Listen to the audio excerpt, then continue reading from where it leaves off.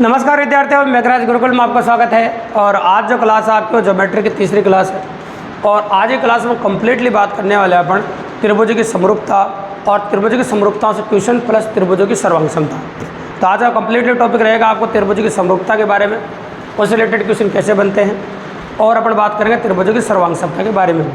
तो complete analysis topic है। अगर जिनको इन टॉपिकों में दिक्कत हो उस वीडियो को एंड तक वॉच करें और इससे रिलेटेड जो क्वेश्चंस कैसे बनते हैं उनके बारे में कम्प्लीटली बात करने वाले हैं। तो चलिए शुरू करते हैं अपन त्रिभुजों की सर्वांग समरूपता से। तो त्रिभुजों की समरूपता, दो त्रिभुज समरूप कब होते हैं उनके बारे में बात करते हैं। तो जैसे दो त्रिभुज आपको दिख रहे हैं स्क्रीन पर, गौर से देखिए, ABC और DEF। ये दोनों त्रिभुज समरूप कब होंगे? तो भैया दोनों त्रिभुज समरूप तब होते हैं जब इनके एक स्थिति बनने वाले कोण आपस में बराबर हो। तो एक स्थिति बनने वाले कोण आपस में यदि बराबर है तो दोनों त्रिभुजों की साइज का कोई फर्क नहीं पड़ता है, वो दोनों त्रिभुज समरूप होते हैं। तो आप कह सकते हैं कि अगर ये दोनों बराबर है, कोण A बराबर कोण D हो, जैसे कोण A बराबर कोण D हो, कोण B बराबर कोण E हो, कोण B बराबर कोण E हो और कोण C बराबर कोण F हो, कोण C बराबर कोण F हो, तो कह सकते हैं अपन, तो अगर ऐसा है तो त्रिभुज ABC, समरूप का चिन्ह होता है इस प्रकार का, त्रिभुज ABC समरूप त्रिभुज DF। अगर ये इस प्रकार से बराबर है कोण तो त्रिभुज ABC समरूप त्रिभुज DEF के, भले समरूप होगा। लेकिन ये इंपॉर्टेंट नहीं है कि भाई समरूप होगा, क्योंकि समरूप के बारे में तो एग्जाम वाला भी देगा आपको समरूप होगा, है ना। एग्जाम वाला आपको क्लियरली देगा कि भाई समरूप होगा। लेकिन समरूप होने के लिए कौन कौन से कंडीशन है जहाँ से क्वेश्चन बन जाते हैं और जहाँ से क्वेश्चन पॉसिबल होते हैं, तो वो इंपॉर्टेंट है समरूप होने के बाद। तो समरूप होने के बाद पहले इंपॉर्टेंट कंडीशन कौन सी, वो देखिए आप। संगत भुजाएं समानुपाती होती है। संगत भुजाएं समानुपाती होती है। अगर दो त्रिभुज समरूप है तो उनकी संगत भुजाएं क्या होती है? समानुपाती होती है। संगत भुजाएं समानुपाती क्या होती है? AB का संगत कौन सी? D। तो आप कह सकते हैं AB बटा D। संगत भुजाएं समानुपाती होती है AC बटा क्या हो जाएगा आपका? DF। और ये हो जाएगा BC बटा क्या हो जाएगा आपका? EF। तो संगत भुजाएं समानुपाती होती है। संगत भुजाएं क्या होती है? समानुपाती होती है। ठीक है, तो संगत भुजाएं होती है समानुपाती। AB बटा D, AC बटा DF और BC बटा EF। मतलब हम कह सकते हैं संगत भुजाएं समानुपाती होती है। संगत भुजाएं क्या होती है बताओ? समानुपाती होती है। तो ये हो गया आपका संगत भुजाएं समानुपाती होती है। इसके बाद आगे बात करते हैं अपन आपके सामने। तो दूसरी इंपॉर्टेंट बात क्या होती है? संगत भुजाएं परिमाप के समानुपाती होती है। संगत भुजाएं जो होती है वो परिमाप के समानुपाती होती है, ऐसे कह सकते हैं। संगत भुजाएं परिमाप के समानुपाती होती है। संगत भुजाएं परिमाप के समानुपाती होती है। समानुपाती होती है। तो संगत भुजाएं ऐसी कैसी रहेगी और परिमापों के समानुपाती हो जाएगी। तो किस प्रकार से होगी? देखो सेम रहेंगे। तो AB बटा D ये तो रहेगा ऐसे। इनवर्स जो दे रखा है उसकी वैल्यू पुट करके आप किसी भी क्वेश्चन का जवाब दे सकते हैं। AC बटा DF और BC बटा EF। और ऊपर आएगा त्रिभुज ABC का परिमाप, त्रिभुज ABC का परिमाप बटा त्रिभुज DEF का परिमाप। त्रिभुज ABC का परिमाप बटा त्रिभुज DEF का परिमाप। ठीक है भाई, कोई दिक्कत नहीं, इस प्रकार से पॉसिबल है। संगत भुजाएं परिमाप के समानुपाती होती है। अब संगत भुजाएं परिमाप के समानुपाती, उसके बाद अगली इंपॉर्टेंट चीज़ जो आपके सामने निकल के आती है, संगत माध्यिकाएं समानुपाती होती है। संगत माध्यिकाएं क्या होती है? समानुपाती होती है।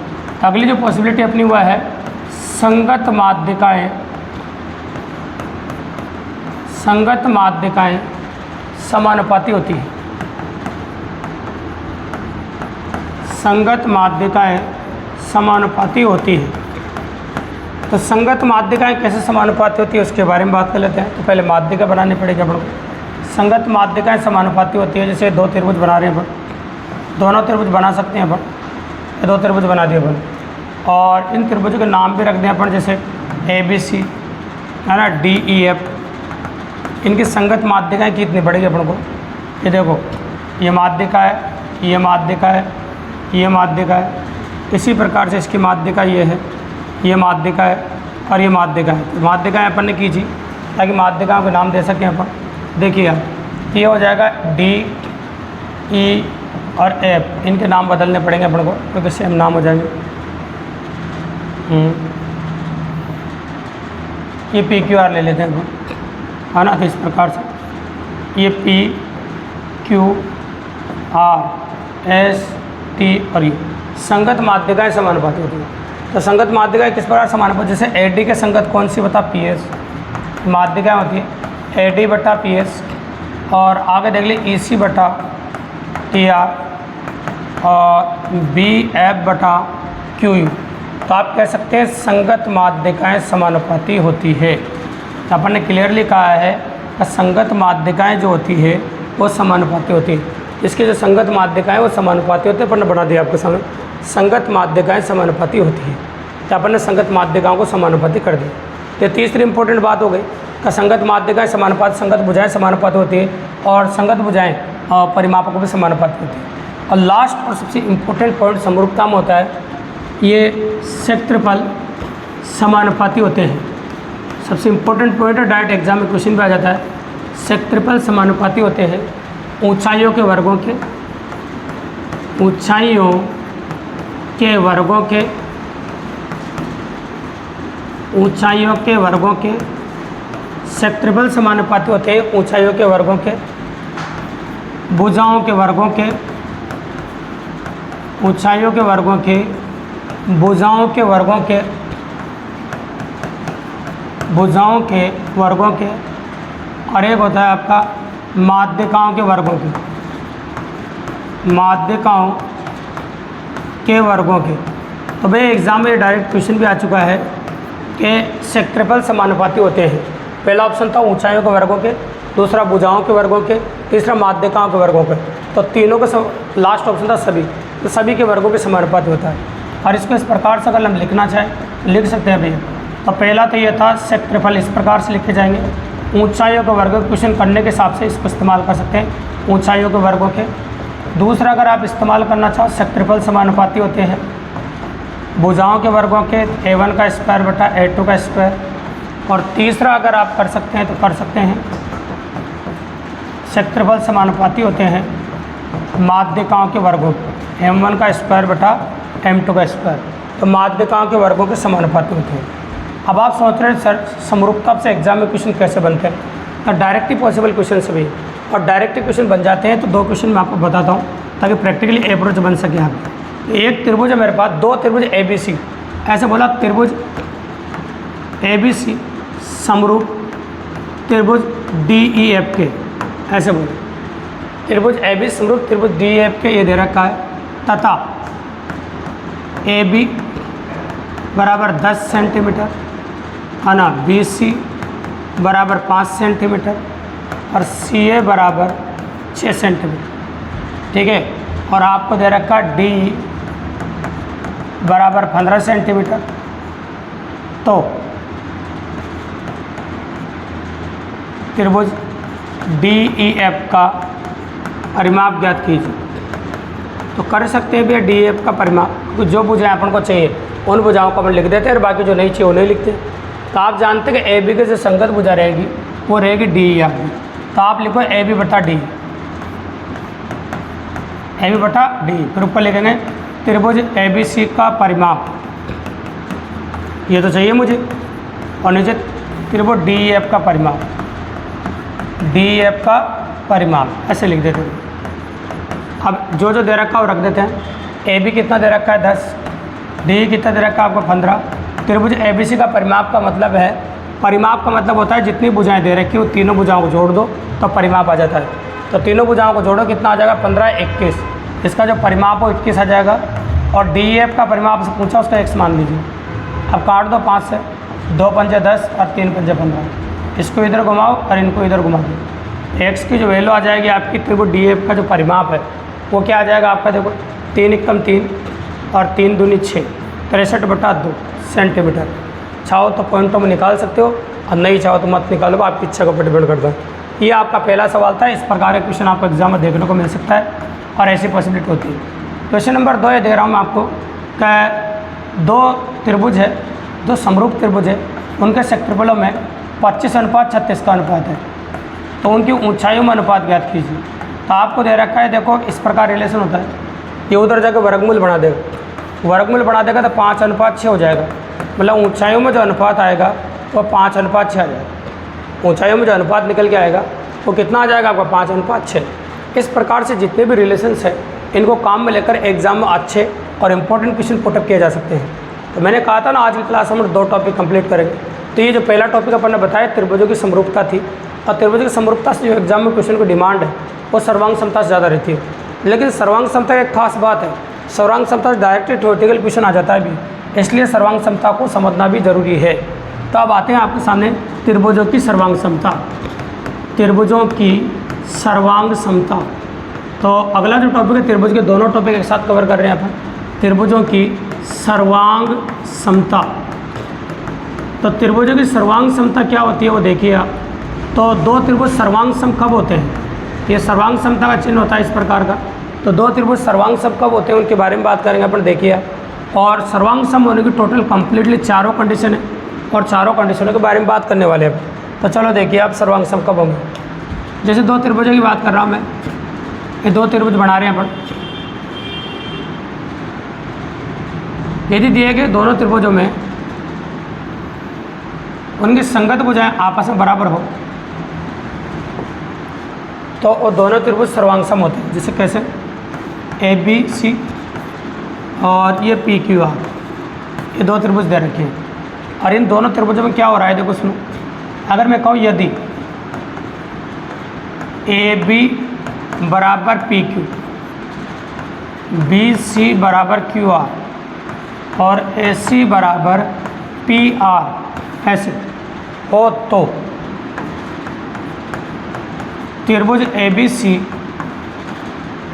सर्वांग सम त्रिभुज PQR को होगा। अगर भुजाएं बराबर हो तो त्रिभुज ABC सर्वांग सम होगा त्रिभुज PQR की। और कौन सी सर्वांग समता होगी ये, भुजा भुजा और भुजा, भुजा भुजा सर्वांग समता बोलते हैं इसे, भुजा भुजा सर्वांग समता। तो कई बार एग्जाम में डायरेक्ट नाम पूछता है, और इंग्लिश में बोले थे इसको SSS, ट्रिपल S सर्वांग समता। तो साइड साइड साइड बोलते हैं इसे, ट्रिपल S सर्वांग समता कह सकते हो, या भुजा भुजा भुजा सर्वांग समता कह सकते हो।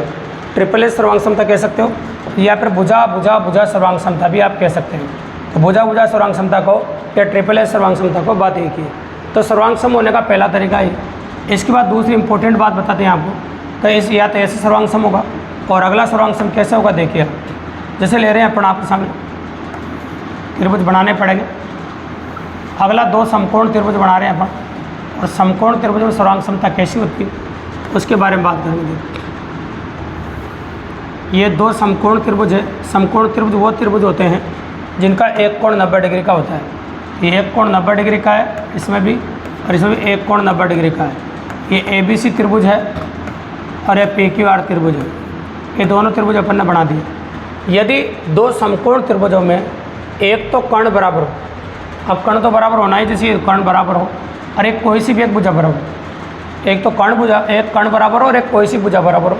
मान लीजिए इस भुजा को बराबर ले लो, ये ले लो, तुम्हारी मर्जी पड़े जो ले लो, तो एक भुजा बराबर हो, तो अपन कह सकते हैं कर्ण AC बराबर PR, भुजा AB बराबर PQ हो तो त्रिभुज ABC सर्वांग सम त्रिभुज PQR सर्वांग सम। और कौन सर्वांग समता है?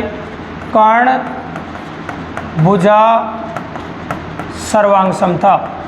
ये हो गया आपके कर्ण भुजा सर्वांग समता। इसे बोलते हैं HS सर्वांग समता। क्या बोलते हैं इसे? HS, hypotenuse side.